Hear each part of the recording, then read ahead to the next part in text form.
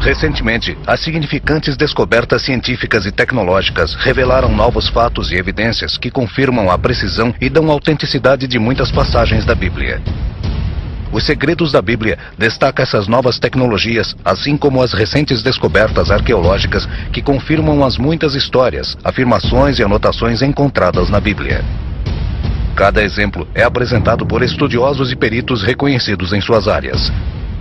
Enquanto não é feita uma revisão de toda a Bíblia, este documentário estabelece a verdade científica que confirma certas partes dela, que milhões de pessoas já haviam aceitado pela fé e que agora são provadas com fatos concretos.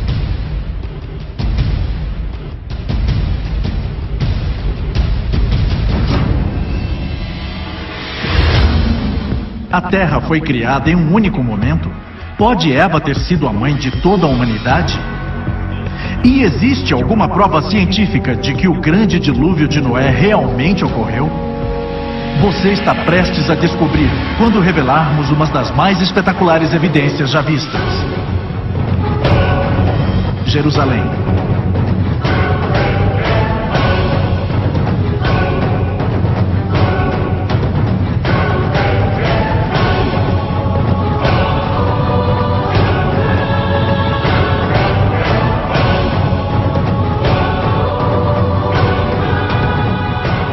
Os Segredos da Bíblia. Espalhado em 3 continentes, em 3 línguas, por 40 autores diferentes durante um período de 1500 anos, nenhuma coleção de literatura antiga é tão lida mundialmente, tão venerada e tão criticamente examinada quanto a Bíblia. Mas serão todas as palavras neste livro histórico as próprias palavras de Deus? As histórias contadas na Bíblia realmente aconteceram? E existe alguma evidência tangível que possamos ter em nossas mãos que prove que a Bíblia é verdadeira? Você está prestes a descobrir.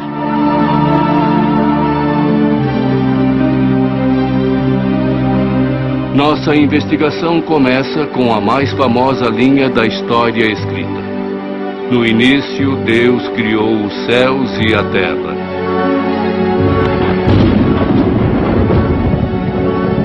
Mas isso é possível? Será que um Deus todo-poderoso criou o universo? O que a ciência moderna tem a dizer a esta pergunta? Basicamente, temos que acreditar que a matéria sempre existiu ou foi criada. Hoje, as evidências apoiam fortemente a teoria do Big Bang. Imagine por um momento tudo o que existe no vasto universo. Cada cordilheira, cada floresta, todo o corpo de água, todo o planeta distante. Tudo espremido em um pequeno ponto microscópico do começo de tudo. Os cientistas dizem que o universo explodiu e começou deste ponto inicial. Enquanto o universo se expandiu, ele se esfriou. Qualquer coisa que se expande esfria, e neste momento o universo tem uma temperatura de 3 graus acima de zero. Nós detectamos esta radiação como radiação de micro-ondas. Observatórios do Polo Sul medem a distribuição das micro-ondas através do espaço e fornecem informações relativas às mais antigas condições do universo. Então o Big Bang não é uma ideia teórica, é algo que estamos observando e medindo. Então, a melhor evidência científica sugere que o universo começou confirmando as palavras do Gênesis. Existem evidências científicas convincentes de que esse conto bíblico de Adão e Eva é, na verdade, história. Pode cada ser humano do passado, presente e futuro traçar sua árvore genealógica de volta até um homem e uma mulher? E a comunidade científica se refere a este Adão genético que eles encontraram como o cromossomo Y Adão. E eles se referem à mitocôndria do DNA da mulher como Eva. E isto é relacionado na literatura científica como a hipótese do Jardim do Éden. Eles tiraram sequências mitocondriais de um número de diferentes grupos étnicos no mundo inteiro e determinaram que cada um deles descendeu de uma fêmea. Poderia esta fêmea ser Eva, a primeira mulher criada no livro de Gênesis? A evidência é convincente. Você também poderia voltar pelo cromossomo Y e traçar uma linhagem por ele até Adão. E a ideia é basicamente a mesma. Olhando para as diferenças da sequência do cromossomo Y, cientistas realmente pesquisaram isso. Na verdade, muitos deles pesquisaram isso e determinaram que nós todos provavelmente viemos de um indivíduo. Aqui, nossa investigação vai da suposição científica para a carne, o sangue e os ossos da criação. O que é interessante é que o ápice, o clímax dessa criação, a última coisa mencionada é criada. Depois que todo o resto está preparado para ele, vem Adão. E dizem que Adão foi criado da poeira do chão e do sopro de Deus. E o que isso nos diz é que, sim, os seres humanos são uma parte da criação como qualquer outra coisa. E também nos diz que nós temos, e Adão também tinha uma relação especial com Deus. Então Deus criou o homem como a sua imagem. Como macho e fêmea, ele os criou. De acordo com a Bíblia, Adão era responsável por tudo o que tinha na terra e gozava de uma relação íntima com a natureza. Embora Adão vivesse em perfeita harmonia com a natureza, ele não era completo.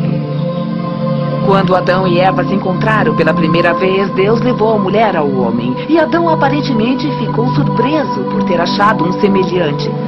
É interessante que ele a encontrou depois que ele já havia nomeado todos os animais. Então ele sabia em sua mente que não existia ninguém como ele, até que ele a conhece.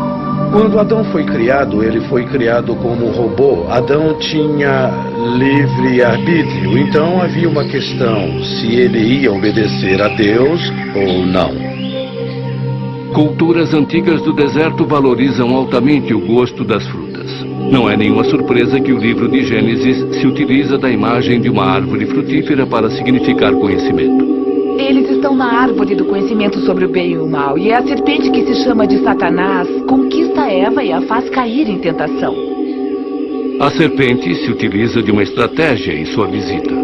Ela questiona a confiabilidade do trabalho de Deus. E agora a serpente que está tentando Eva pergunta: será que é mesmo verdade que você não pode comer de nenhuma das frutas do jardim? Então Eva diz: bom, me deixe ver ao certo. Não podemos tocar ou comer da árvore do conhecimento do bem e do mal. E é essa a função da árvore do conhecimento do bem e do mal, da qual Deus falou a Adão para que não comesse dela. Aqui é um ponto dessa questão. Não há nada de mal em comer da árvore do bem e do mal. A questão é: será que Adão vai obedecer a Deus, mesmo quando ele não entender as razões? Ou será que ele pensará que sabe mais do que Deus e comerá a fruta?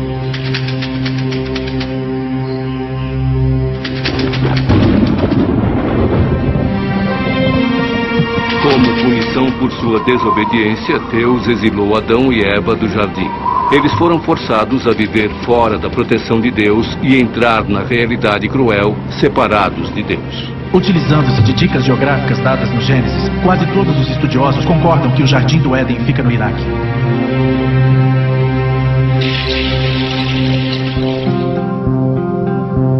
De acordo com o livro de Gênesis, a expulsão do paraíso inicia um tempo de maldade sem precedentes. Baderna e violência correm soltas pela terra. Irmão assassina irmão.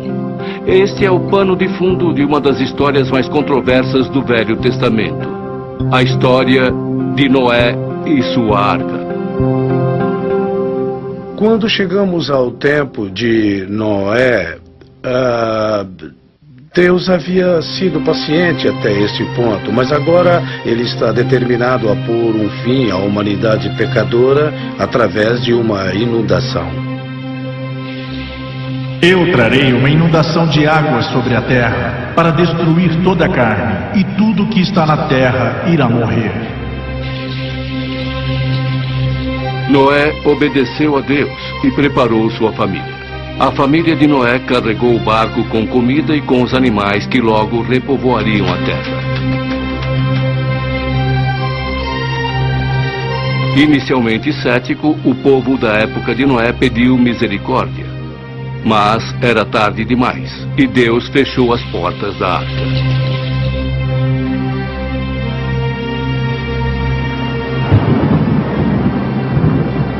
O Velho Testamento usa um cúbito como unidade de medida, e um cúbito mede 66 centímetros, e quando fazemos a conversão sobre o que lemos no livro de Gênesis, nós vemos que a arca era muito grande. Comprimento da arca, 137, largura 45, altura 22. As conversões deixam o tamanho da arca com 137 metros de comprimento, 45 de largura e 22 de altura. Fotos de satélite do Monte Ararat, na Turquia. Mas certamente uma inundação catastrófica deixaria impressões geológicas e antropológicas. Então, para evidências sobre a inundação de Noé, o que realmente procuramos são evidências de processos catastróficos, processos de um cataclismo, operando em uma escala regional, talvez hemisférica ou até escala global. E quanto mais procuramos, é isso que encontramos. Uma coisa que podemos esperar são bilhões de coisas mortas, enterradas em camadas pedregosas sob a água por toda a Terra. E é exatamente o que encontramos em registros geológicos. Um registro de muitas coisas enterradas subitamente, incluindo animais muito grandes enterrados por inteiro. Como a teoria da inundação global se encaixa com sítios geológicos como Grand Canyon? Contamos coisas diferentes sobre sua história. Da forma como o evolucionista aprendeu a pensar, como eu fui ensinado a pensar, como todos nós aprendemos a pensar em nossa educação. Que o processo presente se encaixa em tudo. Então você vê este canyon de 28 quilômetros e aqueles pequenos rios lá embaixo. E aquele rio está, suponho, fazendo alguma erosão. No ritmo atual, o rio levaria milhões e milhões de anos para cavar o Grand Canyon. Mas a criação pode ser uma ideia diferente. Ela propõe, parece para todo mundo, que um volume muito maior de água passou por aqui rapidamente, cavando este buraco. Esta seria a grande inundação da época de Noé. A interpretação dessas informações pode ser apoiada? Aliás, até meus colegas evolucionistas reconhecem hoje que o Rio Colorado nunca poderia cavar um cânion como este. A mecânica de erosão está toda errada. Simplesmente não cavaria um cânion como este. E eles também chegaram à conclusão de que um enorme volume de água correndo por aqui há muito tempo cavou este cânion rapidamente. Isso é consistente com os documentos bíblicos que relatam a grande inundação da época de Noé.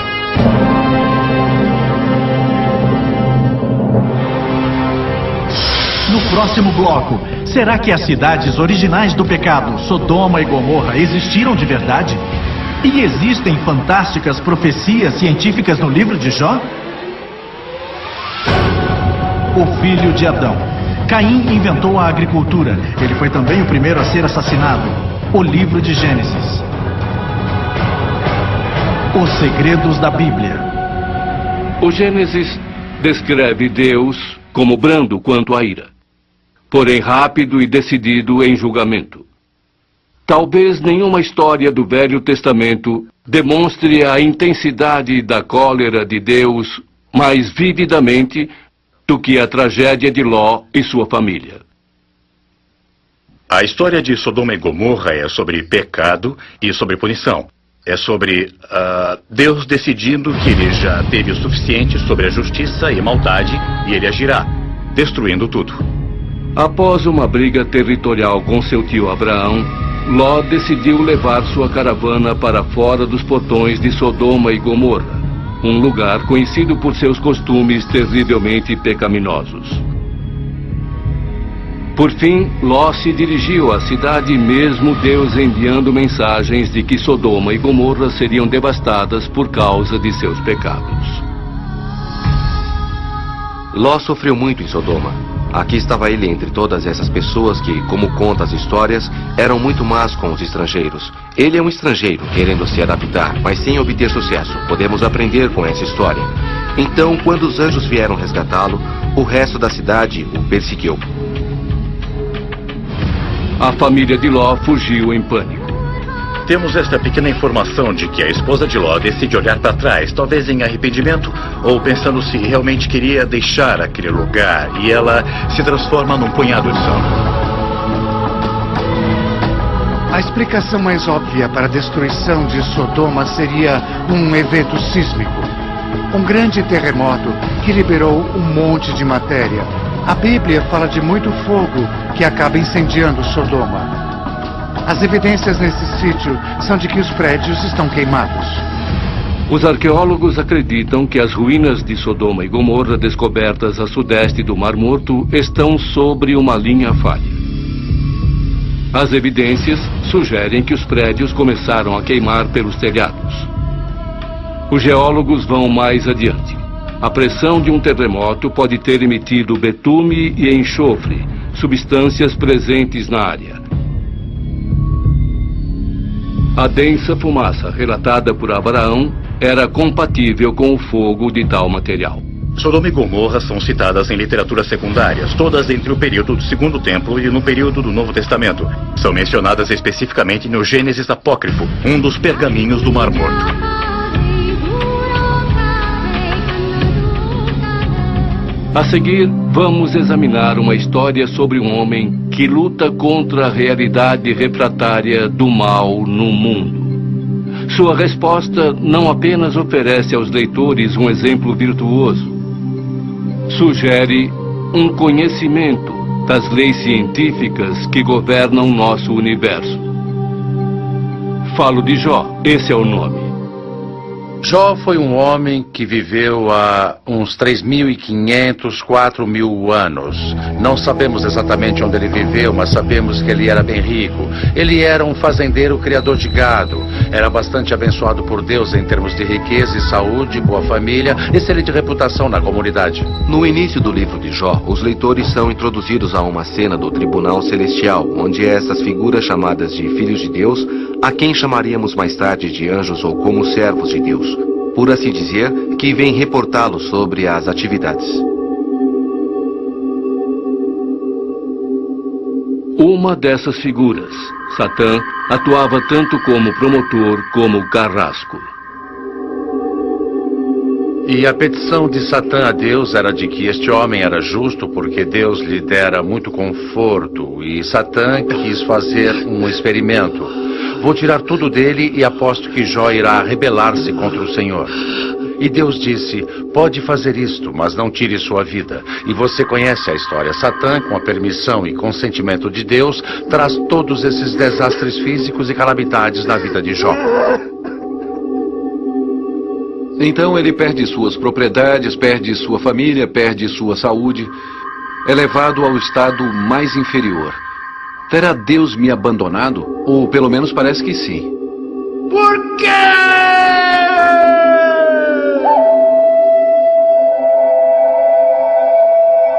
O livro de Jó presenteia os leitores com um antigo dilema ético. Por que coisas ruins acontecem a pessoas boas? Crentes em Deus podem passar por grandes sofrimentos, dificuldades e provações. Suas vidas podem ser destruídas. Isso não significa necessariamente que eles tenham feito alguma coisa de errado, ou que Deus os está julgando, trazendo provações ou dificuldades. Mas na verdade é a forma de Deus moldar o caráter das pessoas. O livro de Jó não só expressa valiosas verdades morais. Alguns cientistas acreditam que ele fala de futuras descobertas científicas. O livro de Jó fala sobre o começo do universo. E como um começo além da matéria, espaço e tempo. É o primeiro livro da Bíblia que fala sobre a expansão do universo. Foi Fred Hoyle, o famoso astrônomo britânico, que primeiro falou que a Bíblia é fantástica sobre o que diz a respeito da cosmologia. O passado do universo pode ser reconstituído a um começo da matéria, energia, espaço e tempo. Como um livro escrito há muitos séculos antes do advento da ciência moderna, poderia conter uma informação tão intrigante. Um dos temas dominantes que se vê no livro de Jó é sobre Deus criando a vida em seu melhor estado, em seu melhor projeto, mas não apenas a melhor forma de vida, mas também o melhor relacionamento ecológico. Em outras palavras, ele cria carnívoros para se relacionarem com herbívoros, para que os carnívoros só possam matar os fracos, os doentes e moribundos, ou quem o molesta, e não de forma que eles possam matar qualquer animal. As relações ecológicas são idealizadas. Os cientistas listam outras 10 profecias científicas sugeridas no livro de Jó. Elas cobrem assuntos nos campos da meteorologia, oceanografia, o estudo de animais pré-históricos e fósseis.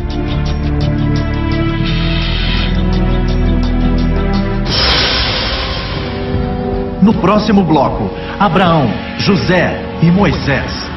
Estes homens são lendas ou realmente homens de carne e osso? A expressão, a pele dos meus dentes, vem do livro de Jó. Jó 19:20. Os segredos da Bíblia. No livro de Jó, os leitores presenciam atos fantásticos de fé. Apesar de Jó ter sofrido injustamente, ele se recusou em praguejar contra Deus. Pelo contrário, ele confiou nas misteriosas escolhas de Deus. E falando de fé, nenhum homem do Velho Testamento demonstrou sua fé tão destemidamente quanto Abraão. Através da maior parte da história da vida de Abraão, sua mulher Sara não consegue ter filhos, mesmo com os dois tentando isso por muitos anos. Então é uma fonte de frustração para eles. Como é possível que Abraão seja pai de uma grande nação, quando depois de repetidos esforços e súplicas, sua mulher Sara continuava estéril? O milagre da promessa de Abraão é que muitos anos se passam e Sara não dá um filho a Abraão. Ela está quase com 90 anos antes de conceber este filho. Este milagre, sozinho, a incompreensibilidade de como uma mulher com 90 anos pode dar à luz a uma criança. É uma promessa, novamente, de que Deus agiu, de que Deus mantém as suas promessas. Abraão foi recompensado por sua fé constante. Ele recebeu seu tão esperado filho, o herdeiro de sua promessa. Abraão e Sara criaram Isaque para servir ao Senhor, enquanto o garoto servia como uma lembrança viva da lealdade de Deus. Mas Deus ainda não havia terminado com Abraão. Ele tinha outro pedido. Abraão, confuso, não hesitava em sua fé e preparou-se para obedecer a Deus. Satisfeito com a fé de Abraão, Deus interveio para fornecer um substituto. Abraão, não encoste um dedo no menino. Agora eu sei que teme a Deus, porque você não negou o seu filho a mim. Seus descendentes serão tão numerosos quanto as estrelas.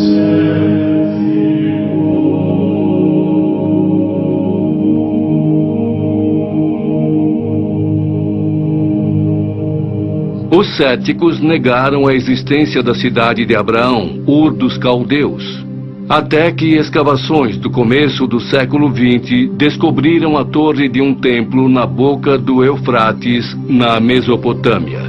E o nome Abraão aparece em registros da Mesopotâmia. Agora, um dos descendentes mais famosos de Abraão é José, filho de Jacó. A história de José realmente decola quando Jacó dá a ele uma vestimenta especial. O status de José como sendo o filho favorito criou a inveja entre os irmãos. Dada a oportunidade, eles conspiraram contra ele. Os irmãos venderam José como escravo e contaram uma mentira de partir o coração de seu pai. Disseram a ele que José havia morrido.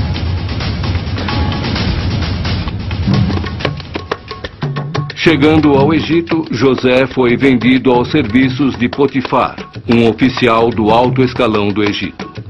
José progrediu servindo a Potifar, até que a esposa deste revelou apetite por José. Ela queria ficar íntima dele e José, obviamente, resiste às suas investidas. Mas ela fica tão aborrecida e arma para ele, resultando na prisão de José. A prisão foi brutal.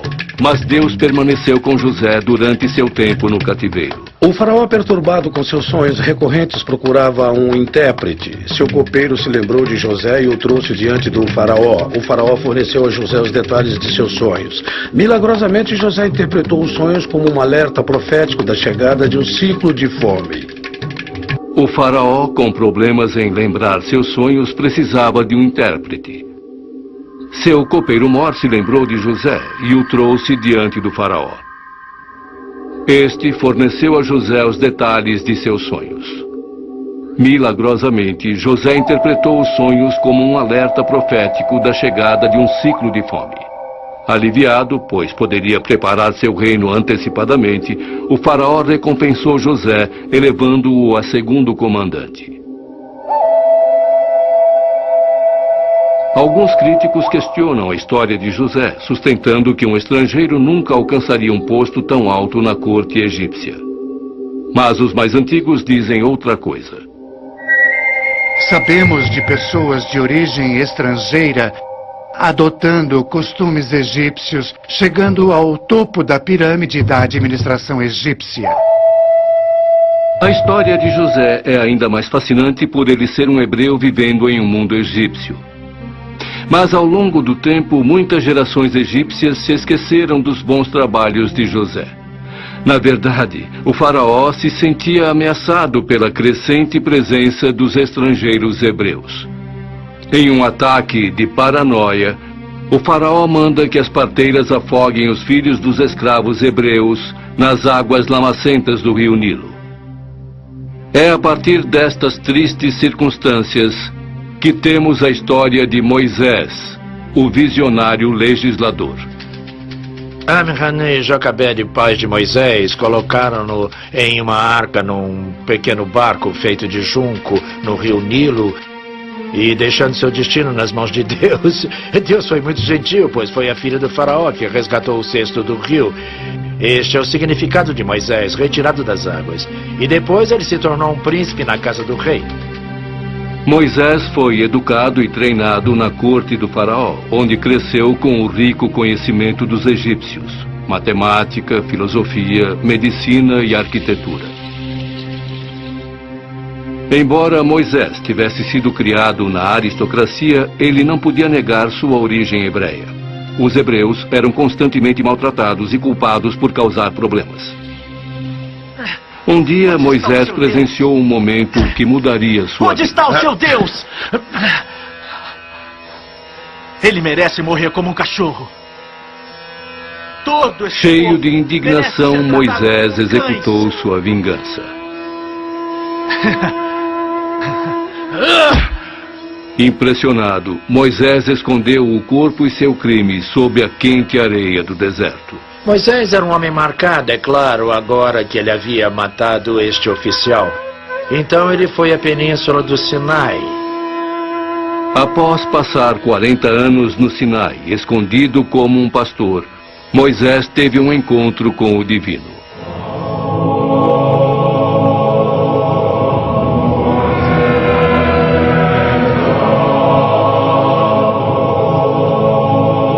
O êxodo dos hebreus do Egito começa com uma escapada milagrosa da perseguição do faraó.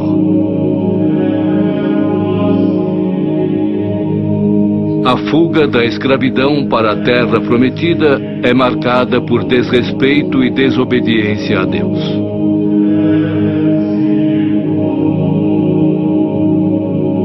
Moisés é chamado novamente para entregar uma mensagem corretiva para o povo descrente. O interessante sobre os 10 mandamentos é que ele coincide com o que nossas razões humanas nos dizem também. Os especialistas em ética sugerem que os 10 mandamentos apelam a um código universal que regula o comportamento humano. Os 10 mandamentos governam ambos os aspectos religiosos da vida. Os 3 primeiros mandamentos lidam especificamente com a religião, mas os outros 7 são realmente princípios fundamentais que toda a sociedade adere, que não matará, proibição de roubo. Os 10 mandamentos se apoiam como uma fundamentação ética para o estabelecimento de futuras liberdades civis. A Declaração da Independência fala sobre a verdade evidente e própria que todos os homens, todo ser humano, são criados iguais. e que temos direitos alienáveis, não dos governadores, mas dados a nós por nosso Criador. E isso fundamenta que tipo de governo nós temos e qual o propósito do governo. No próximo bloco, quem foi o grande herói Sansão? E será que ele fez as coisas inacreditáveis que a Bíblia diz que fez? Sara é a mulher mais mencionada na Bíblia, 56 vezes.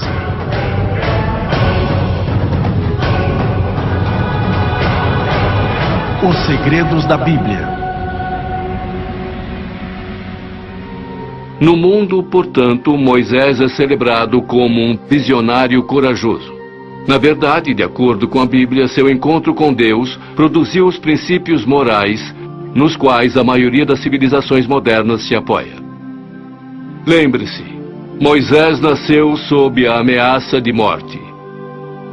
Nosso próximo herói tem um começo mais promissor. Seu nome é Sansão.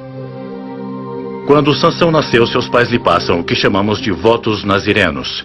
Os votos nazirenos incluem muitas coisas. Uma é que você nunca beberá vinho, nunca beberá nada fermentado ou nenhum tipo de álcool. E a outra é que nunca poderá cortar o cabelo. Não há nada especial ou mágico sobre os votos. Eles são um sinal de devoção a Deus. E se Sansão foi criado para servir a Deus, então seria importante para ele mostrar devoção de alguma forma.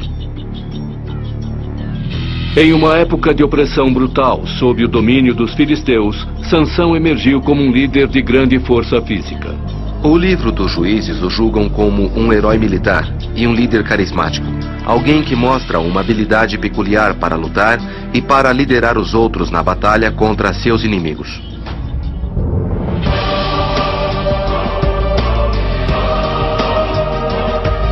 Sua força física rivalizava com sua fraqueza moral. Sansão tem um outro vício, e este vício é que ele ama as mulheres filisteias, o que era proibido na antiga Israel. Mas ele as ama, e a mulher que ele mais ama é Dalila. Os lordes filisteus percebem o quanto Sansão é devoto de Dalila. Eles a usam como uma espécie de espiã para descobrir o segredo de seu grande poder. Dalila foi pressionada a agir. Em várias ocasiões, Dalila pressiona Sansão a contá-la porque ele é tão forte. Sansão ansiava por Dalila. No início, ele mente. Ele não revela a verdade sobre seus votos de Nazaré e no final ele ainda chega a jogar limpo. Mas ele diz a ela que o segredo de seu poder está em seu cabelo. E que se seu cabelo for raspado, então ele ficará fraco, como qualquer homem. Ele passa essa informação para os líderes dos filisteus. Eles vão até ele quando está dormindo na casa dela. Sansão então perde sua força sobrenatural, sua força dada por Deus. E eles conseguem amarrá-lo e arrancam-lhe os olhos. Sansão consegue seu poder de volta rezando, demonstrando devoção a Deus, suplicando a Deus. Deus restaura seu poder. Sansão derruba o templo. E como diz a história, ele mata mais filisteus com sua morte do que ele havia matado antes na vida.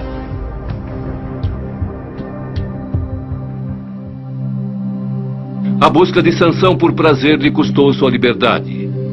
Mas as cordas dos filisteus não podiam amarrar sua determinação. Hoje o mundo procura por líderes que combinam a coragem e a força de uma pessoa como Sansão com a sabedoria e o senso crítico de um sábio. Todas estas qualidades podem ser encontradas neste último herói, Davi. Deus enviou Samuel a Belém para a família de Jessé para anunciar que Davi seria o próximo rei. A escolha de Deus por Davi foi estranha, porque não era um ancião. E também o que é que as pessoas procuravam? Elas procuravam pelo maior indivíduo, pelo maior, pelo mais forte. Davi logo teria a oportunidade de se provar competente como líder. E claro, esta é a famosa história de Davi e Golias. Davi novamente está de volta com as ovelhas, enquanto seus irmãos estão no exército lutando contra os filisteus. Mas os filisteus eram superiores tecnologicamente a Israel. Os filisteus usavam armas de ferro, portanto, deixando Israel em desvantagem tática. A única vantagem estratégica dos judeus era o controle das terras altas, dificultando o ataque dos filisteus. Os filisteus tinham recorrido a um costume antigo que era a batalha dos campeões. Então eles colocaram o seu campeão Golias para desafiar um campeão de Israel. O rei Saul fez uma declaração a seus soldados: o homem que matar o gigante receberá riquezas, sua filha como esposa e viverá livre de impostos. Ainda assim, os soldados tinham medo. Ninguém quer enfrentá-lo. Então Davi chega para trazer o almoço para seus irmãos no campo de batalha e ele escuta que isto está acontecendo e fica pessoalmente ofendido, que ninguém tem coragem de lutar contra Golias. Não porque ele acha que consiga derrotar Golias com sua própria força, mas porque ele conhece o poder do seu Deus. Então Davi aceita o desafio e faz o que mais ninguém quer fazer, que é enfrentar Golias. Davi se jogou aos pés do destino divino. Agora Davi utilizou uma espécie de estilingue, uma funda, e imaginamos crianças brincando com estilingues, mas estas são armas de verdade. Os exércitos utilizavam estas armas e dentro do exército de Israel, os guerreiros benjaminitas eram peritos no uso da funda.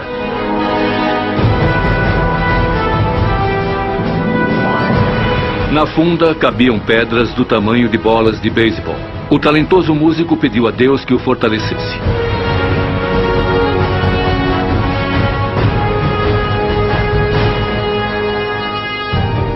Os céticos discutem há muito tempo que Davi era uma lenda inventada por um bando de nômades inconsequentes. Até 1993, quando arqueólogos, escavando no norte de Israel, descobriram uma laje de pedra onde o nome de Davi está inscrito. Sendo, portanto, a primeira referência arqueológica de Davi fora do Velho Testamento. Davi tornou-se o rei mais celebrado da história de Israel, e sua linhagem carrega o sangue da realeza na terra.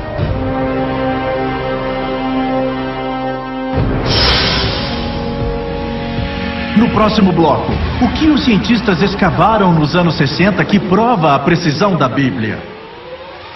O primeiro livro da Bíblia, Gênesis, vem da palavra grega que significa início.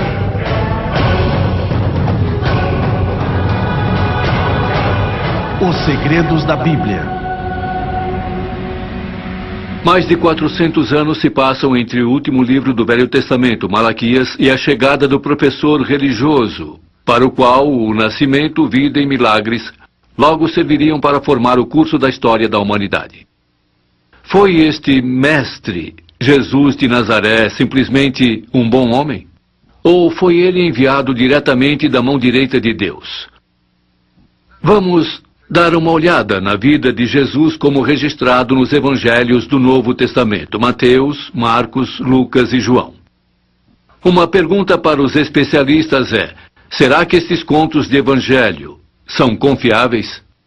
A veracidade da Bíblia tem sido repetidamente provada e demonstrada. Muitas pessoas tentam achar contradições na Bíblia e realmente não existe nenhuma. Estou para encontrar uma evidência histórica que seja contrária ao que está nas Escrituras ou o que está na Bíblia. Para mim, a Bíblia impressiona em termos de sua precisão histórica. Enquanto a arqueologia continua a descobrir novas evidências e enquanto manuscritos são descobertos, a trajetória completa é que os autores bíblicos são muito confiáveis pela forma como apresentaram a história.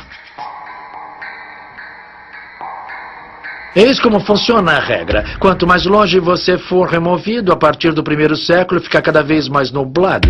Por causa da arqueologia e por causa de 2000 anos de excelente educação bíblica, está ocorrendo o oposto. Estamos tendo uma imagem cada vez mais clara e certeira do que está acontecendo.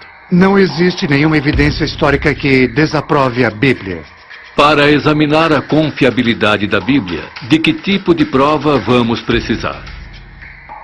Frequentemente, quando falamos sobre provas, as pessoas pensam em algo como uma prova matemática. Eles querem algo sólido, como 2 mais 2 igual a 4. Mas evidências históricas não somam da mesma forma que um problema de matemática. Evidências na história frequentemente se apoiam na qualidade do testemunho. Então a pergunta deve ser feita: como conseguimos essas histórias sobre Jesus? De onde elas vieram? Todos concordam que houve um período de oralidade quando estes evangelhos foram passados oralmente de comunidade para comunidade, boca a boca se preferir, sem ser escritas ainda. Este processo levou algumas décadas. Mas foi em um contexto judeu de que eles estavam acostumados a recitar orações que eles haviam memorizado. Se essa história sobre Jesus e seus ensinamentos não tivesse sido importante, estaria perdida há muito tempo. Então eles passam essa tradição. As pessoas ouviram Jesus contar uma história, eles ouviram fazer um milagre, eles lembraram, eles compartilharam, eles reviraram essa história em suas cabeças. A descoberta dos pergaminhos do Mar Morto nos anos 60 forneceram aos estudiosos a oportunidade de medir a precisão das cópias.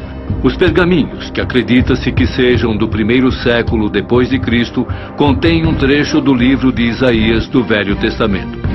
Estudiosos compararam um fragmento de Isaías com a próxima cópia disponível do século IX.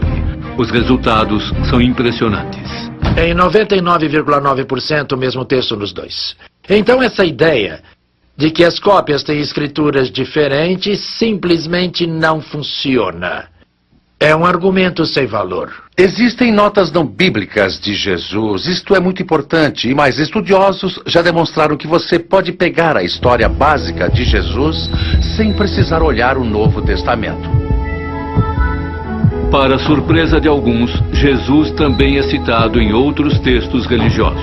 Quando olhamos em um campo maior da religião e consideramos as escrituras do mundo islâmico, o Alcorão, ou do mundo judeu, o Talmud Midrash, descobrimos que Jesus também é mencionado nestas escrituras.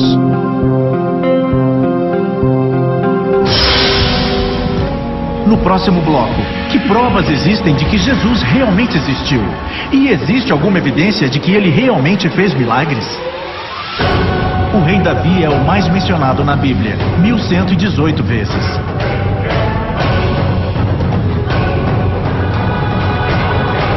Os segredos da Bíblia.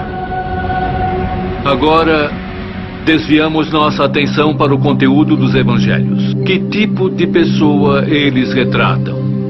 O que eles nos dizem sobre o próprio Jesus?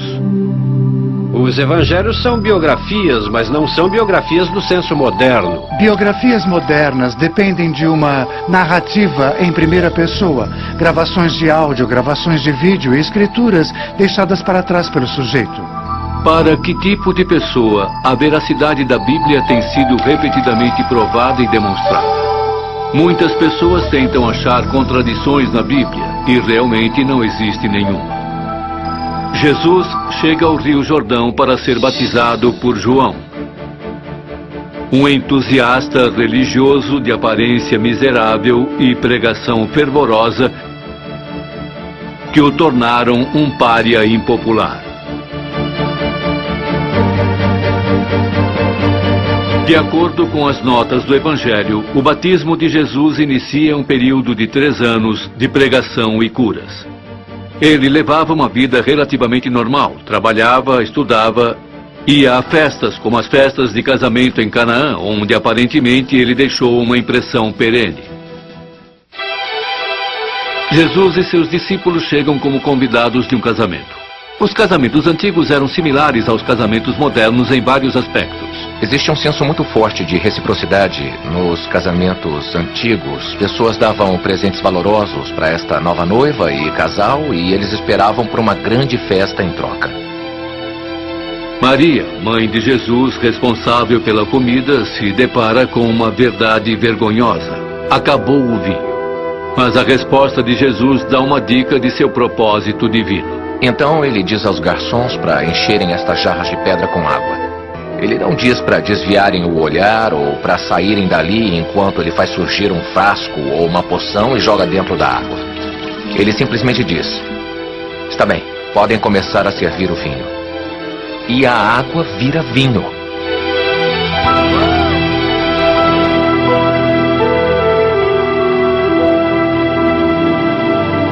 Os arqueólogos encontraram grandes pedaços de jarras de pedra do mesmo tipo das que o Evangelho diz que Jesus usou quando transformou água em vinho em um casamento judeu na cidade galileia de Canaã.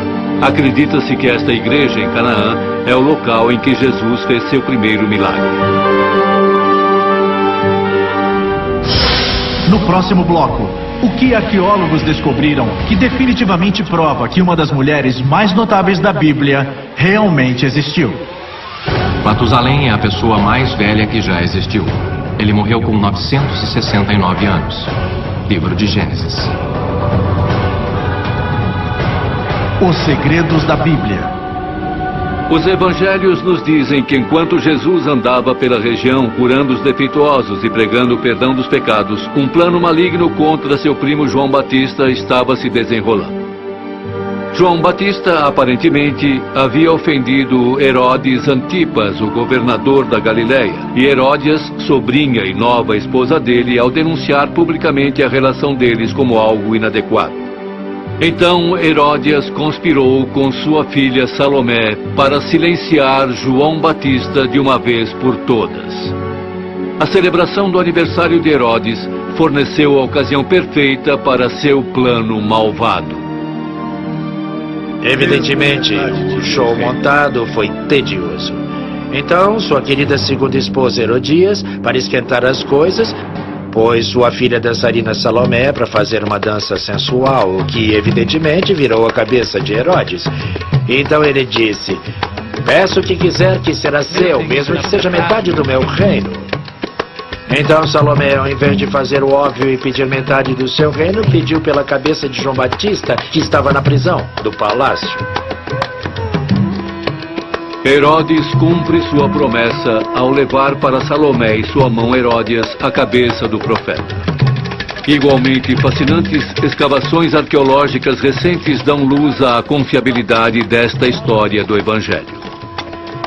O Novo Testamento também nos dá uma evidência importante sobre Herodes Antipas, em conexão com a história sobre a decapitação de João Batista, que aparentemente aconteceu aqui.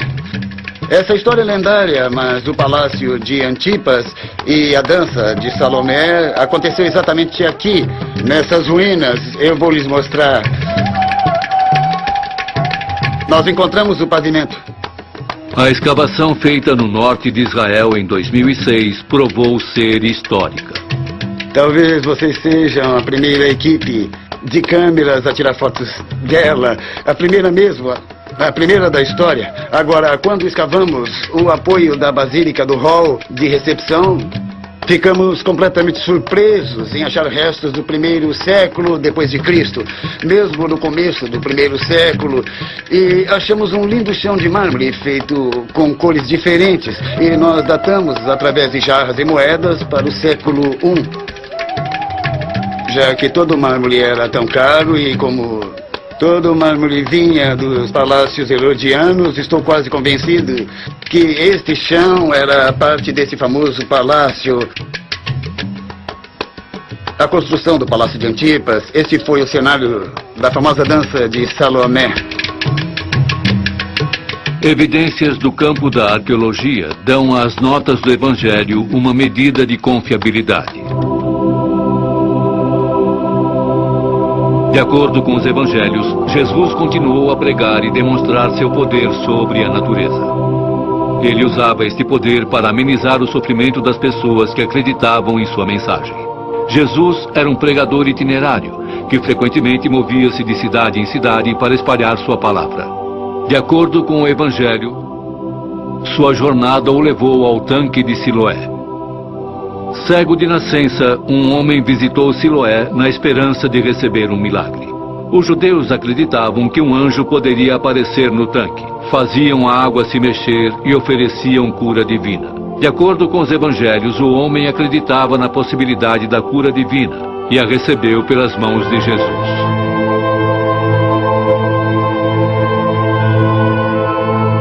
Mas existem evidências de que tal lugar existiu? Bem, agora as grandes e boas notícias. É somente um pouco mais longe, descendo as colinas em Siloé, nos subúrbios do sul de Jerusalém. Eles descobriram, é claro, a magnífica entrada da piscina. Os evangelhos descrevem Jesus exercendo autoridade sobre vários aspectos da natureza. Cada milagre que Jesus fazia aumentava o seu perfil e convencia mais ainda os seus discípulos de que ele era o Messias. Dentre os milagres de Jesus, um dos mais espetaculares é quando acalma a tempestade. Um dia, Jesus e seus discípulos estavam no mar da Galileia. Embora conhecessem o mar, uma terrível tempestade pôs os discípulos em um pânico amedrontador. No meio disso, os discípulos estão em pânico. As ondas estão batendo no barco e eles ficam com medo de que o barco irá se partir. Eles se apressam em acordar Jesus. Jesus se levanta para acalmar a tempestade e o medo dos discípulos.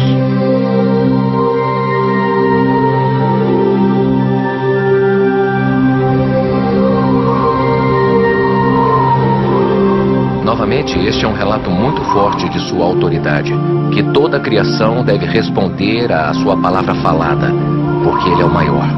Mas será que os fatos básicos desta história são verossímeis? O Mar da Galileia é um lugar muito interessante. Ele fica como em uma tigela, com violentas tempestades de vento, com os ventos batendo contra as montanhas e criando situações modais muito assustadoras. Uma das mais excitantes e recentes descobertas arqueológicas se passou na Galileia, onde um barco que Jesus e seus discípulos poderiam ter usado apareceu na primavera de 1986. O barco poderia comportar de 12 a 15 pessoas, a quantidade sugerida nos evangelhos. O barco tinha um espaço para dormir compatível com a nota do evangelho.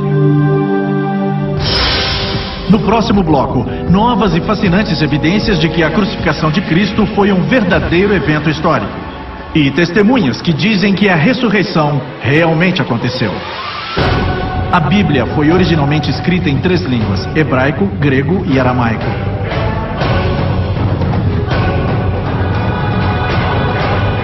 Os segredos da Bíblia. O evento trágico dos últimos dias da vida de Jesus confere com os rascunhos dos profetas do Velho Testamento.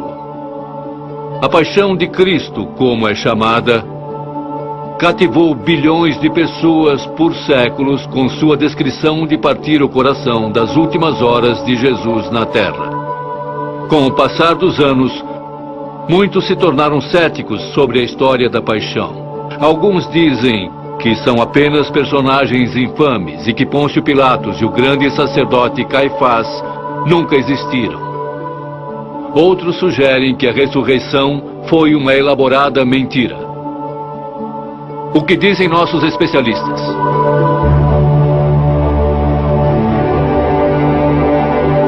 Os últimos 4 dias da vida de Jesus, comumente referidos como a paixão, passaram a ser uma das mais intrigantes e controversas partes dos evangelhos.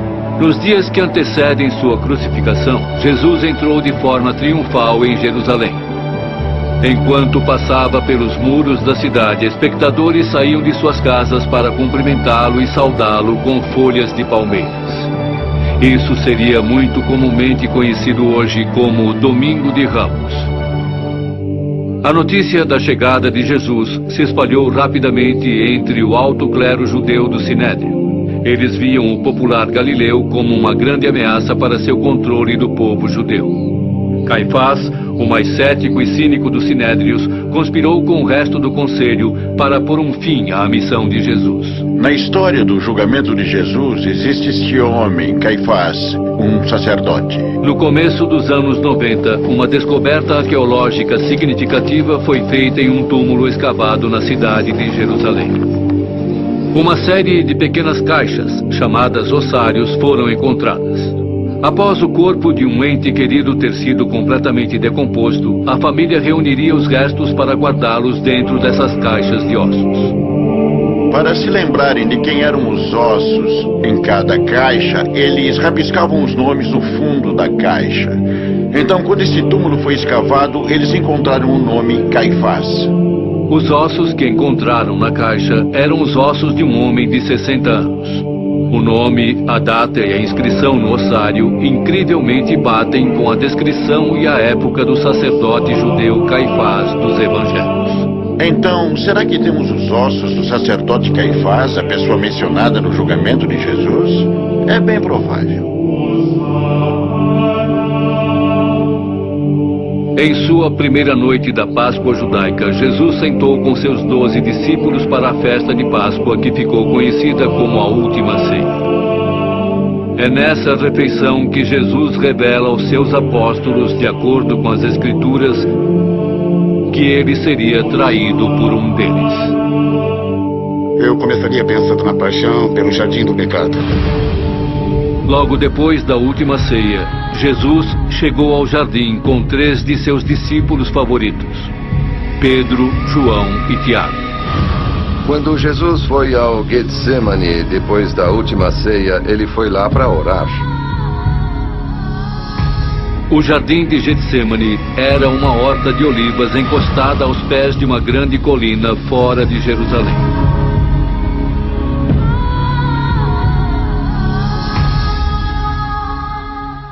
Enquanto os discípulos dormiam e Jesus orava na noite, Judas se encontrou sozinho no jardim com um soldado enviado pelo Sinédrio. Judas havia combinado com o soldado que ele marcaria Jesus com um beijo da morte.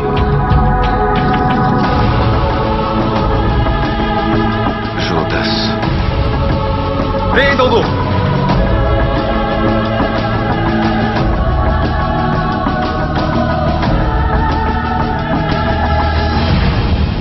Jesus foi levado ao Sinédrio na casa de Caifás.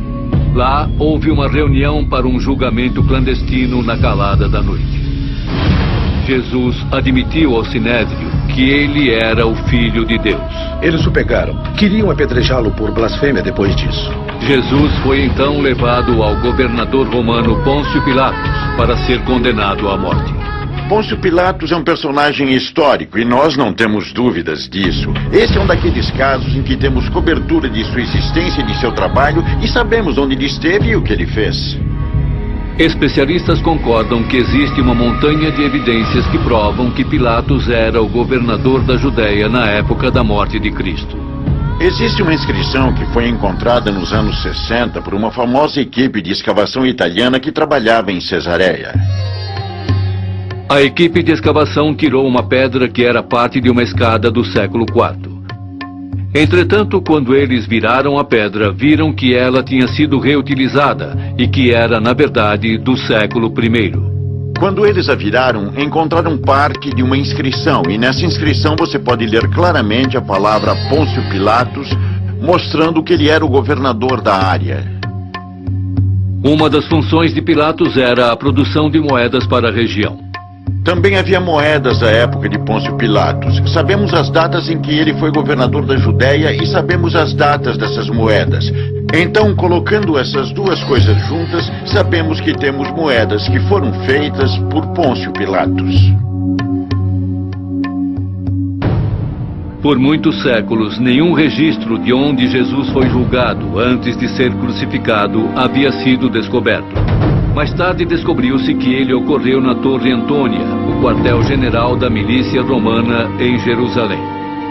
Foi aqui que Jesus foi condenado à tortura.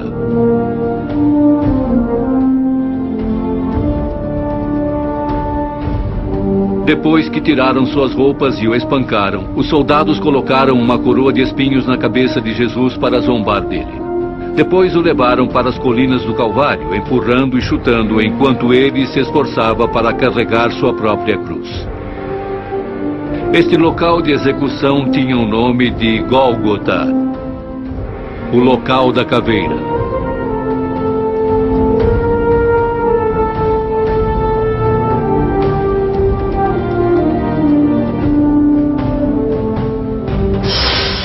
No próximo bloco, poderia Jesus ter sobrevivido à sua brutal crucificação e meramente fingiu voltar à vida?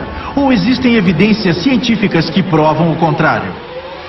O Salmo 119 é o capítulo mais longo da Bíblia. Ele tem 176 versos.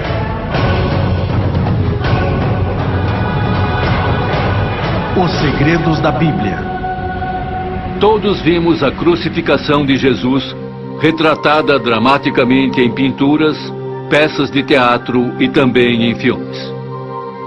Mas como alguém passa por esta forma tradicional de execução bárbara? Temos muitas evidências literárias de crucificações. Jesus não foi a única pessoa a ser crucificada. Era uma prática relativamente comum. Era uma execução horrível e costumava ser usada para o que era considerado um crime horrendo. A cruz usada na Palestina na época era mais parecida com o que chamam de cruz alta, e o que ele carregava seria a madeira horizontal apenas. A parte vertical já estava no chão. Enquanto Jesus se esforçava para subir as ruas irregulares e cheias de pedras de Jerusalém, sua condição física deteriorou. Jesus já estava próximo da morte quando carregava a sua cruz pelo Calvário. Conforme o volume de sangue cai, a pressão sanguínea também cai. Então os batimentos cardíacos aceleram, e podemos entender isso, pois Jesus está carregando a cruz até o Calvário. Ele não consegue se livrar disso. Quando Jesus chega ao topo da colina, foi jogado ao chão, e seus braços foram esticados contra a madeira horizontal e pregados na cruz. Ao contrário das crenças populares e descrições da crucificação, os pregos utilizados para prender Jesus na cruz não foram pregados na mão.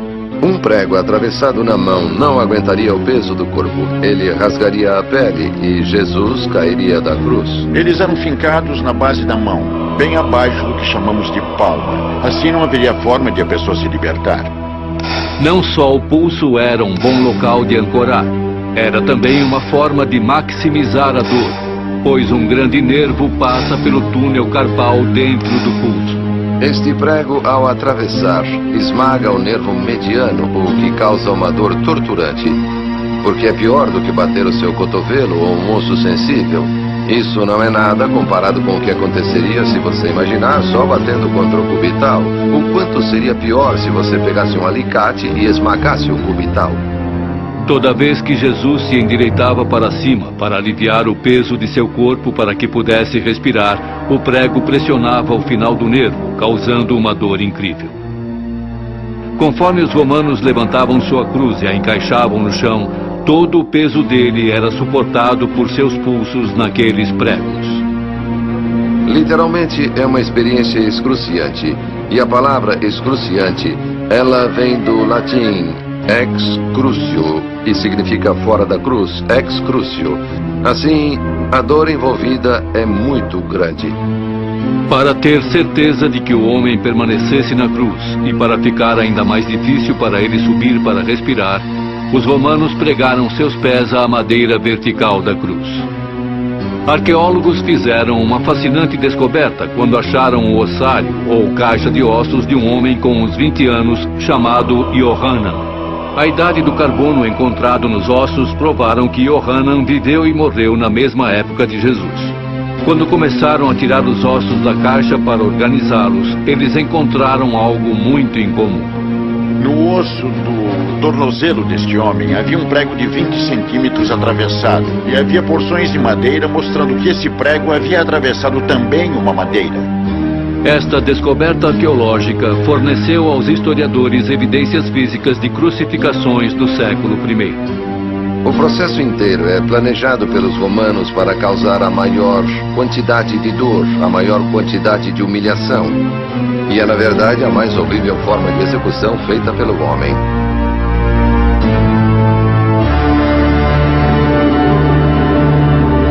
Céticos acreditam que Jesus sobreviveu à sua crucificação e que ele fingiu sua própria morte para completar as profecias do Velho Testamento. Mas por causa de registros históricos, sabemos com certeza que isso seria impossível. Algumas pessoas tentam dizer que Jesus desfaleceu na cruz e, de alguma forma, saiu da cruz vivo. Em primeiro lugar, se uma pessoa que estava sendo executada pelos romanos não morresse ao final do processo, os responsáveis pela execução seriam eles próprios executados. Em segundo lugar, de tudo o que acabei de descrever do processo, Não havia qualquer possibilidade de que ele pudesse sobreviver a isso. Ele estava absolutamente, positivamente morto quando foi retirado da cruz. Qualquer ideia de que ele sobreviveu é completamente absurda.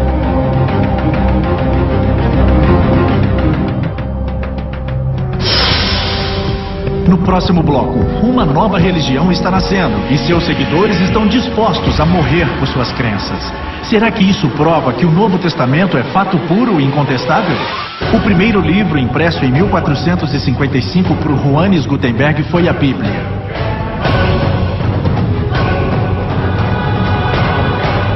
Os segredos da Bíblia. Depois de confirmar sua morte, a família de Jesus e seus seguidores estavam ansiosos para lhe dar um enterro apropriado antes do pôr do sol no começo do sábado. Um homem rico chamado José de Arimateia pediu a Pôncio Pilatos pelo corpo de Jesus, para que pudesse honrá-lo com um enterro judeu tradicional. José havia comprado uma grande pedra recentemente para ser esculpida para seu próprio túmulo. E foi lá que ele pôs Jesus para descansar. Um túmulo do século I é fácil de encontrar. Temos muitos exemplos arqueológicos de túmulos do século I. Uma pesada pedra em forma de roda foi posta na porta de entrada do túmulo e foi colocado um guarda romano em serviço na entrada, já que os sinédrios tinham medo de que os discípulos tentassem roubar o corpo e dizer que ele havia voltado à vida. Era lacrado na frente, tinha uma abertura pequena. Você precisava se curvar para entrar, e a primeira coisa que se via era uma sala grande e vazia. E também havia salas que se abriam para os lados, onde eram realizados os enterros. No domingo, Maria, mãe de Jesus, e Maria Madalena levaram temperos e óleos com a esperança de ungir o corpo de Jesus. Mas quando chegaram no local do túmulo, descobriram que a pedra havia sido rolada e o túmulo estava vazio. Maria e Maria Madalena foram recebidas por um anjo que lhes disse que Jesus de Nazaré acordou de sua morte e as instruiu para alertar Pedro e os discípulos que Jesus iria encontrá-los na Galileia. As mulheres não eram consideradas testemunhas confiáveis em tribunais. É, portanto, incomum que a primeira linha de testemunhos para a ressurreição de Jesus venha das mulheres nos evangelhos. O testemunho de uma mulher no século I não era nem válido, não tinha valor num tribunal. Se a igreja estava inventando a ressurreição, certamente não escolheria as mulheres para serem a primeira linha de defesa. Era quase uma certeza de que o túmulo foi encontrado vazio. A polêmica judia original contra a ressurreição presume que o túmulo estava realmente vazio. Tendo acordado da morte, Jesus primeiro apareceu para Maria Madalena. Mestre! Depois ele apareceu para dois estranhos que não o reconheceram. Ele andou sozinho com eles enquanto eles contavam a fantástica história do carpinteiro simples da Galileia que foi erroneamente crucificado. Jesus finalmente apareceu entre os apóstolos que estavam fascinados e não podiam acreditar em seus próprios olhos. Depois que Jesus ressuscitou, ele apareceu para as pessoas, apareceu para Pedro, apareceu para os 12. Ele apareceu para 500 uma única vez. E apareceu durante um período de 40 dias. Muitas pessoas dizem que foram alucinações. Isso é impossível de acordo com psicólogos hoje em dia. Outra peça-chave de evidência para a história da ressurreição é que os fiéis e testemunhas mantiveram que Jesus ascendeu para o céu em virtude da perseguição dos sinédrios. Em algumas poucas semanas, eles estão nas ruas de Jerusalém, onde Jesus foi crucificado. Lá nas ruas de Jerusalém, desafiando a liderança religiosa e proclamando Jesus como Messias e sua ressurreição. Os discípulos foram transformados de céticos que tinham medo de se identificarem com Jesus para corajosos proclamadores de suas ações e ressurreição. Eles estão nas ruas pregando que Jesus ressuscitou e estão dispostos a serem perseguidos e mortos por isso. Muitos dos discípulos foram brutalmente perseguidos pelo que eles acreditavam ser verdade. Os apóstolos assumiram grandes riscos para compartilhar Cristo. Eles foram perseguidos, alguns assassinados. Estevão, por exemplo, foi apedrejado até a morte. Alguns foram espancados e largados para morrer na esperança de que foram mortos, mas sobreviveram. Por suas próprias confissões, eles fizeram o que fizeram porque estavam convencidos de que viram Jesus vivo fisicamente após sua crucificação. Todos os 4 começam com Jesus indo para o céu, mas somente o livro de Atos de Lucas mostra o que acontece no segmento interventor entre o fim do reinado de Jesus e o nascimento de uma igreja. As histórias nos Atos relatam o início da igreja, começando através dos apóstolos que conheciam Jesus em pessoa. Mas com o tempo, as sementes da fé se espalharam pela terra, influenciando crenças em todas as partes do mundo. Aqui temos o registro de como todas essas pequenas moléculas de fé, por assim dizer, foram plantadas e como elas cresceram no que é hoje o fenômeno de maior sucesso considerado estatisticamente na história do mundo. Lucas, o evangelista, foi creditado para escrever o livro dos Atos. Seu estilo de escrita técnica precisa autentica sua autoridade. Bom, Lucas era médico de profissão. Ele era um homem muito educado e erudito. E se você olhar para a linguagem de Lucas e seus atos, verá na verdade uma classe grega.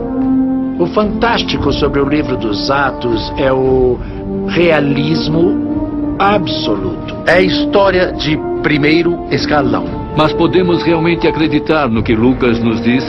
São os eventos descritos no livro dos Atos verdadeiros registros dos tempos?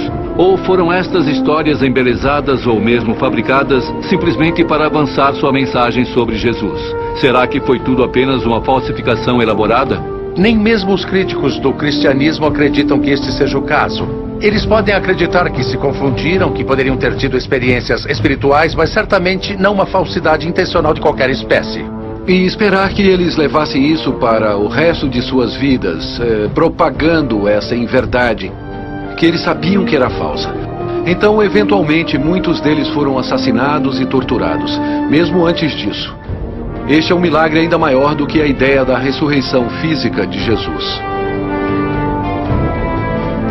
Conforme a pregação dos apóstolos se iniciou, ganhando novos seguidores de Cristo de comunidades judias, muitas leis judaicas foram alteradas ou abandonadas. Esta mudança traumática e dogmática é fascinante para historiadores e mais tarde prova a precisão das notas. É surpreendente, então, quando você olha para trás as práticas da igreja primitiva. Em um contexto judeu, assim como no mundo pagão, onde aspectos significantes das práticas de crenças judias foram alteradas em nome de Jesus. A circuncisão não é mais tão importante. Comendo com os gentílicos não tem problema agora. Comer comidas que não sejam kosher não tem problema agora. Você ainda tem a transferência do sábado para o domingo. Estas são as mudanças drásticas para um grupo de pessoas judias. A única forma de explicar isto é que alguma coisa aconteceu. Será que este fenômeno de conversão judaica dá crédito às Escrituras? Muitos acreditam que essas mudanças só seriam possíveis se Jesus tivesse ressuscitado realmente. Seria um tanto inexplicável se Jesus tivesse continuado no túmulo. Faz muito mais sentido os judeus fazerem essas mudanças enormes se realmente eles o encontraram vivo após a morte. Algo teria de ter acontecido nesse tempo de proporções monumentais. Embora sua mensagem estivesse mudando vidas, os apóstolos logo aprenderam que espalhar os evangelhos tinha um preço. Não demorou para a perseguição aos cristãos começar. Assim como Cristo sofreu para tornar o evangelho possível, os apóstolos sofreram para tornar o evangelho disponível. Eles foram terrivelmente perseguidos pela postura que estavam tendo em relação à ressurreição de Jesus. Eu não sei você, mas se fosse eu, em algum ponto eu diria: pare, é uma mentira. Nós inventamos tudo. Mas eles não, eles morreram por isso. Esta é uma das razões por que os evangelhos possivelmente sejam verdadeiros, autênticos, porque aqui temos pessoas dispostas a dar suas vidas por algo em que acreditavam. O primeiro a sucumbir em nome de Cristo foi um homem chamado Estevão. Estevão era um diácono da facção helenística que só falava grego da igreja primitiva. Ele era um servo, era um administrador, ele era para ser um pacificador e acabou sendo assassinado. Eles o levaram diante do conselho e Estevão fez um discurso apaixonado. Acabou sendo levado para fora e apedrejado até a morte.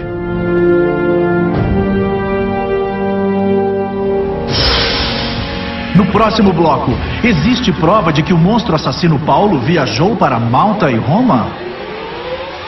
A expressão "um cego guia outro cego" é na verdade do Evangelho de Mateus.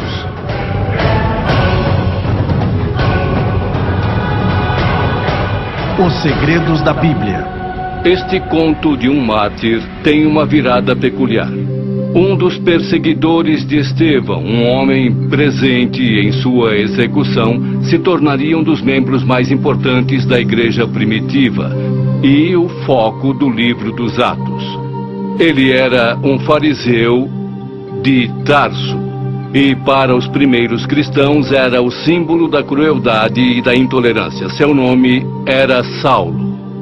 Ele era um verdadeiro homem de carne e osso da história.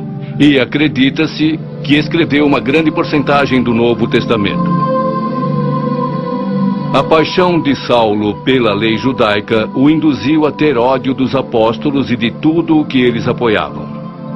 Sua perseguição aos cristãos o fez famoso e seu método brutal o fez infame. Ele era conhecido pela Igreja Antiga como um perseguidor sedento por sangue.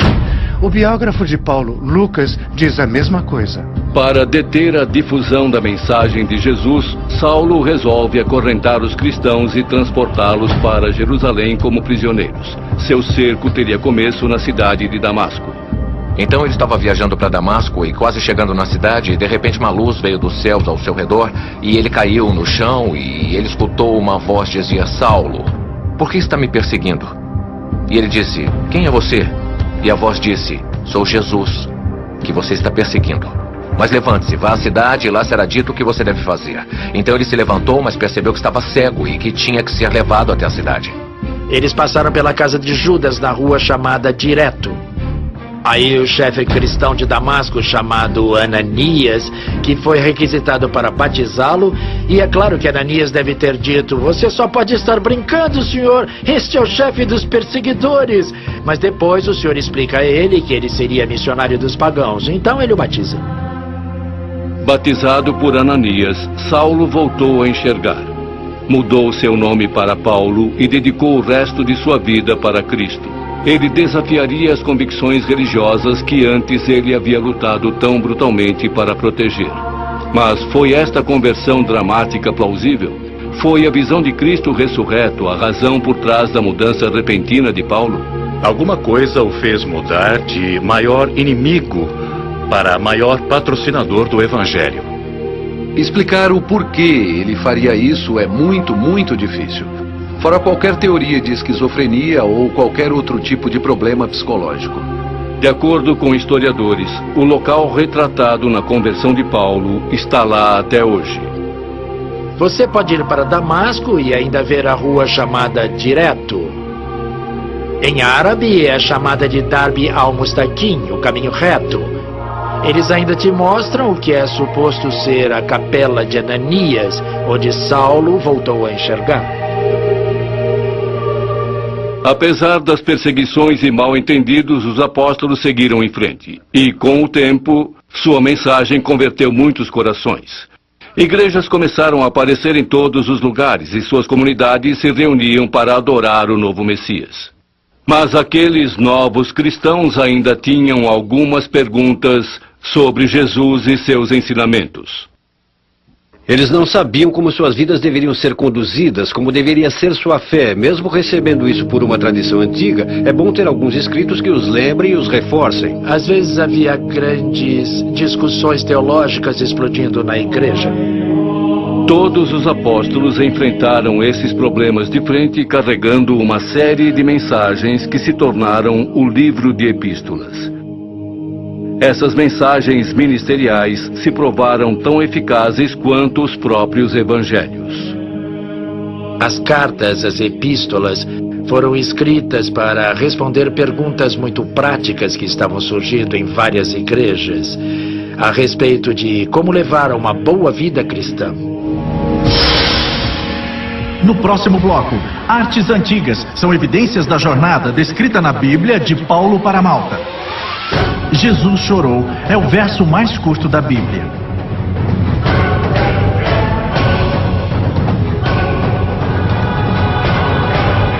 Os segredos da Bíblia. À medida que as cartas e ensinamentos dos apóstolos se espalharam pelo mundo antigo, as sementes do cristianismo germinaram. Mas o destino de Paulo estaria longe de ser florido. Como Estevão antes dele, sua incansável pregação sobre a morte e ressurreição de Jesus trouxe para si sua prisão, julgamento e execução.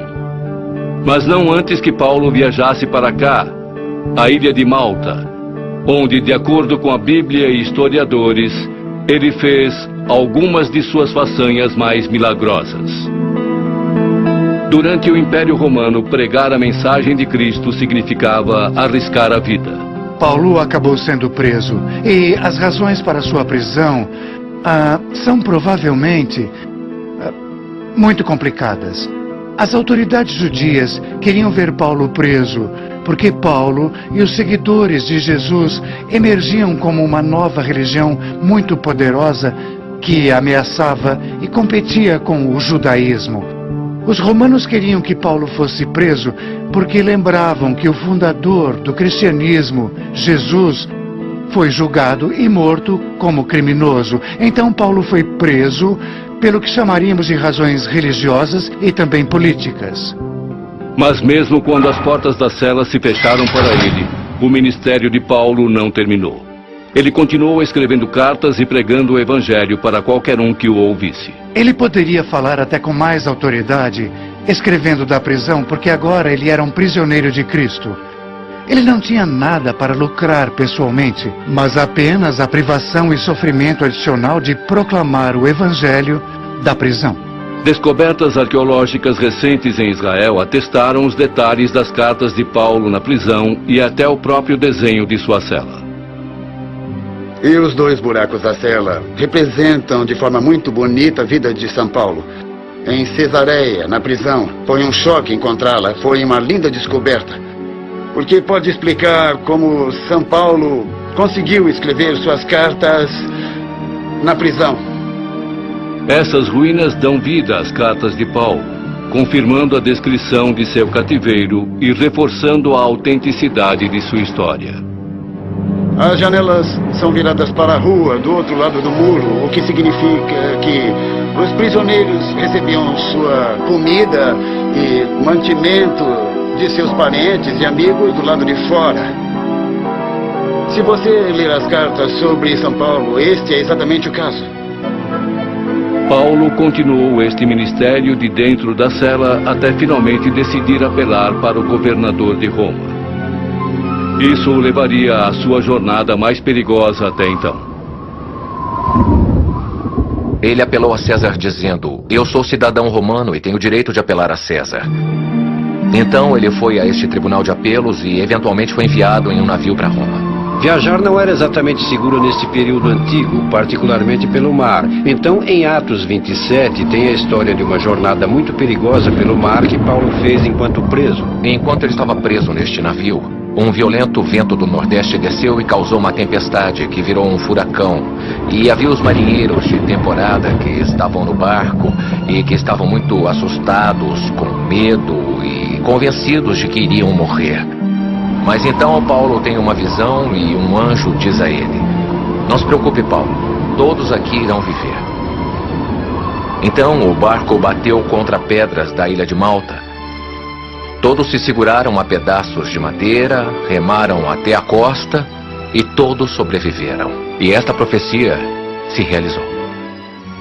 Enquanto os tripulantes do navio fizeram sua apresentação, Paulo começou a espalhar sua mensagem para a comunidade maltesa. Vivendo neste lugar, conhecido hoje como a Gruta de São Paulo, ele pregou os evangelhos para os insulanos que nunca haviam tido ensinamentos cristãos antes. Paulo se aproveita de seu tempo ocioso, digamos assim, e prega e proclama o evangelho. O povo maltês ficava enlevado com as palavras de Paulo. Mas suas façanhas os assombravam mais ainda. As Escrituras dizem que Paulo começou a curar todos os doentes da comunidade, e ele próprio sobreviveu a uma picada mortal de cobra bem diante dos olhos de todos. Mas esta não foi a única marca deixada para trás. Estudiosos dizem que esta imagem, um retrato do menino Jesus e Maria, foi pintada pelo apóstolo Lucas durante sua estada com Paulo na ilha. Peregrinos que visitaram este lugar o chamaram de Gruta de Nossa Senhora por séculos. Muitos afirmam que esta pintura é prova inegável de que os discípulos desembarcaram aqui. Mas o que quer que seja que as relíquias signifiquem, não há como negar a influência de Paulo na ilha de Malta. A conversão da comunidade maltesa demonstra o verdadeiro poder da fé. Mas o obstáculo final de Paulo, nem mesmo um homem como ele poderia superar. Até sua chegada em Roma, ele estava vivendo confinado, cumprindo 2 anos de prisão. Agora Paulo iria a julgamento diante do imperador Nero. E como testamento final de sua fé extraordinária, Paulo seria executado por decapitação. E as relíquias daquele sacrifício, a coluna da decapitação e o osso do braço de Paulo, são guardados aqui na igreja de São Paulo, em Malta. Os paroquianos desta igreja, junto com todos os cristãos de Malta e de todos os lugares onde a influência de Paulo se espalhou, são testemunhos vivos para a vida deste santificado discípulo de Jesus. A influência de Paulo no cristianismo moderno não pode ser subestimada. O que temos de dizer é que, sem Paulo, nós não conheceríamos o cristianismo e a igreja como são hoje. Os Atos e as Cartas dos Apóstolos são mais do que uma coleção de missões e missivas. Eles fornecem evidências concretas amarradas a registros históricos e geográficos que provam a validade das jornadas dos discípulos e a fé que os fez passar por obstáculos surpreendentes. Em meio àquelas perseguições, as igrejas são estabelecidas e tornam-se, em um período muito curto de tempo, uma força dominante na história mundial. Estes escritos não são apenas importantes para a história. Passando por séculos, impérios e línguas, os Atos e as Cartas dos Apóstolos mantêm-se vivos e causam impacto até os dias de hoje. Contrariando os detratores da Bíblia, recentes descobertas científicas forneceram, na verdade, mais evidências para apoiar a autenticidade e precisão da Bíblia, ao invés de desacreditá-la. Foi a ciência que me fez reconhecer que um Criador deve existir. A veracidade da Bíblia tem sido repetidamente provada e demonstrada. Muitas pessoas tentam encontrar contradições na Bíblia, mas realmente não existe nenhuma. De acordo com os depoimentos de nossos especialistas, parece que a Bíblia é, na verdade, rica em fatos e pode muito bem ser precisa historicamente. Contudo, a pergunta permanece. As histórias da Bíblia devem ser contadas como sendo história ou como lenda. Somente você pode decidir. Entretanto, a nossa busca pela verdade nunca terá um fim. Como a própria vida, ela deve continuar. Obrigado pela companhia.